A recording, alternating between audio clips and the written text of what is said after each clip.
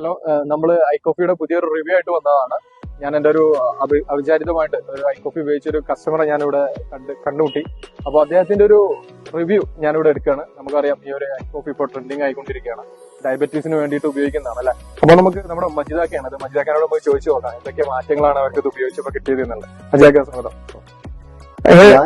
പിന്നെ എന്റെ പേര് മജീദാണ്. മലപ്പുറം ജില്ലയിൽ തെന്നലയിലാണ് താമസം. എനിക്ക് ഷുഗർ 300-350 ഉണ്ടായിരുന്നു.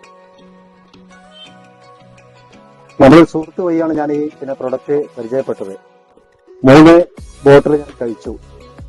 എനിക്ക് മെയിനായിട്ടുണ്ടായിരുന്ന ഒരു വിഷയം, എന്റെ കാലില് ഒരു ചൊറിഞ്ഞു മുറിയാണ് ഒരു അവസ്ഥ ഉണ്ടായിരുന്നു.